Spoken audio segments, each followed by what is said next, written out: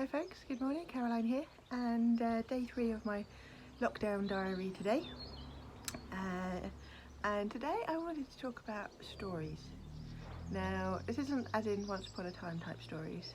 These are the stories that we tell ourselves and that we use to identify ourselves and that we use to identify ourselves to others.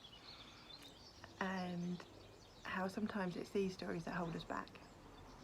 Now, I was in the shower and I was having all these thoughts, so I was called to come and record this video while it was still fresh in my mind. But I was thinking about how I was talking to myself yesterday. So I started a new job yesterday, which meant meeting new people.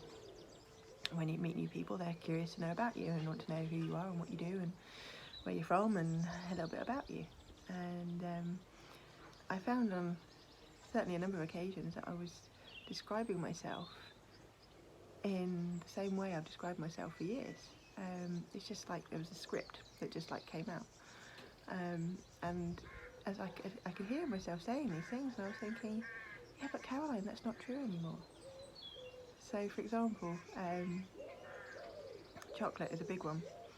I can't even remember how I got onto the topic, but I mentioned to my new boss, the store manager, that I'd eaten too much chocolate over the weekend, over Easter, and that I'd given up chocolate for Lent and hadn't had chocolate for 3 months, and so I gorged on it on Easter Sunday, and how I'm the biggest chocoholic in the world. And as I was saying these things, I was thinking, yeah, but is that true anymore, Caroline? So I ate chocolate on Sunday and I felt sick.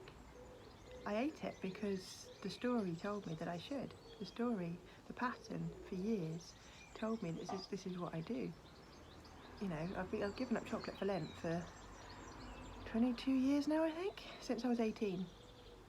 Because I knew it had a hold on my life, and this was my way of proving to myself that it didn't, that I could control it.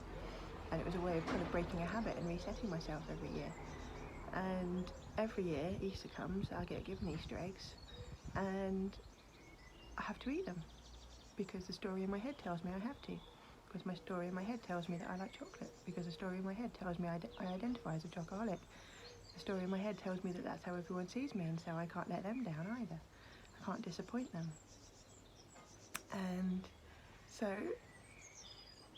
it's these stories that we sort of trip out without even thinking about them, that come from so deep down because they're so ingrained in us that we're kind of setting expectations with the people around us as to who we are, when in actual fact that's not necessarily who we actually are anymore. So I've got a post-it note stuck on my fridge now, and it says chocolate makes me feel, it gives me burps, gives me indigestion, gives me acid stomach, and makes me fart. Because it did. I ate my chocolate Easter egg on Sunday and Monday, and I was doing yoga, and I was gassy. My stomach was like all over the place, and I just thought, why am I doing this to myself? I got a headache on Sunday, a headache from chocolate, and I just thought, why would I want to put this stuff into my body? I'm only eating it because my ego's telling me that that's what I should do. That's what I always do. And so Easter egg's all gone now, and I've eaten it all. But I ate it because it was there, and I ate it because my ego told me to. That sounds really bad, doesn't it? But I didn't actually want it, and I didn't need it, and I survived perfectly well for 3 months without it. So, yeah, that's just what I wanted to share with you today, folks. Just listen to what you're telling yourself, and maybe take a stop, take a breath, and see whether you actually believe it anymore. Because your thoughts create your reality. And so if you can learn to catch those thoughts and change them, then maybe you can change your reality. Alright folks, that's it for today. I'm going to go and get on some work, and I will see you later. Lots of love, bye bye.